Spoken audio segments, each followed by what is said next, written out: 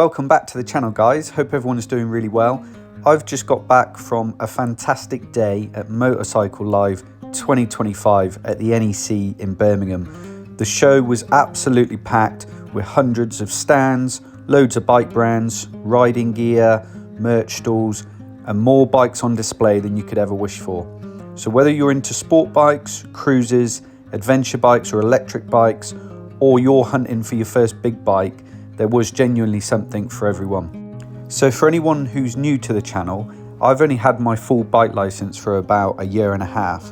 So while I was walking around the show, I was keeping a close eye on anything that could potentially be my next bike.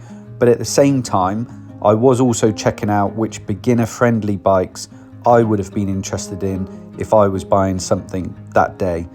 It was interesting seeing all the range of options, especially from sensible first bike choices, if you like, all the way up to the bikes that made me think, yeah, that could really be my next step up, maybe next year or the year after. So when I was in a position to buy my first bike, having just passed, which ended up being the Kawasaki Ninja 650, I already had a rough idea of what I was looking for. Comfort was a big one for me, but I also knew I didn't want to be laid down on a bike. I wanted something upright, but still with a sporty feel to it. A windscreen was important to me, I think that's what they call them, just to take some of the pressure off at higher speeds and make longer rides a bit easier. I also didn't want anything too powerful for a first bike, but I definitely wanted something that looked the part. I've always liked bright colours as well, partly for safety, but honestly, I just love a bike that stands out, so the Ninja had it for me. Another big part of my thinking was choosing something that would be forgiving if and when I make mistakes, because let's be honest, we all make them, and especially when we're starting out. The other thing I wanted was a bike with the latest tech on it, especially ABS, just for that extra bit of reassurance while I was building up my experience. And I saw a lot of the bikes at the NEC or Motorcycle Live that ticked all of those boxes. One of the things I really love about bikes is that compared to cars, the costs are not completely out of the park. With cars, so many of the ones you like end up being way out of budget, but with bikes, you genuinely feel like most things are achievable. Even a lot of the models that look premium or have great tech are still within reach if you save and plan for it. It just makes the whole experience for me way more exciting, so that when I walk around a show like this, I can actually picture myself owning some of the bikes I'm looking at, or one of the bikes even, rather than feeling like they're miles away from what I could realistically afford.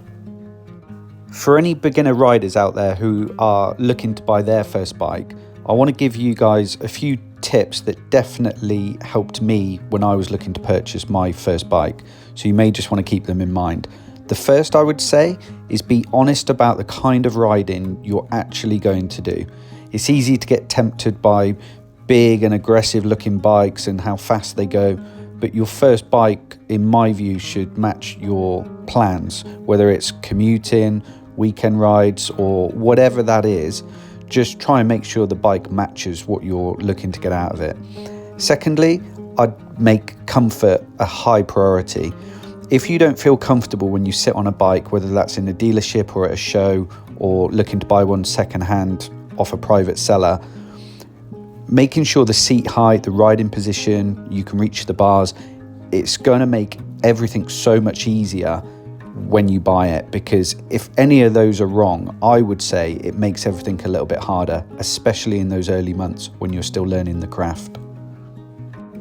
The third tip I'd say also is don't feel pressured to go too powerful too soon. A bike that's manageable and predictable will help you build confidence way faster than something that feels intimidating.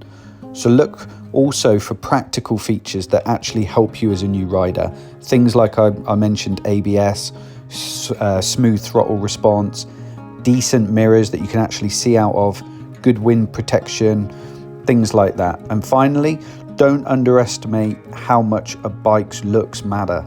If you love how it looks, you'll want to ride it more, and that alone boosts your progression as a rider. And that's why they say when I was looking to buy, When you walk away from a bike, you should want to always look back at it, and that's a great sign.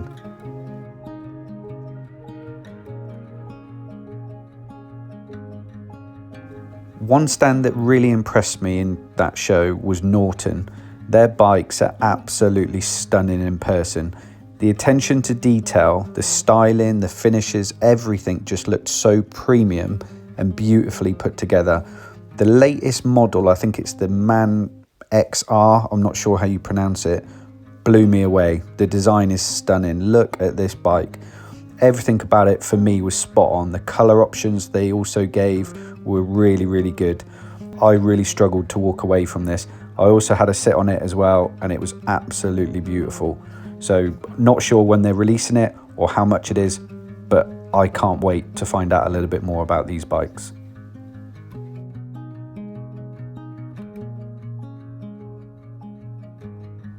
I also got to spend a lot of time at the Kawasaki stand, and in my opinion it was probably the busiest one there, or at least it was when I was there.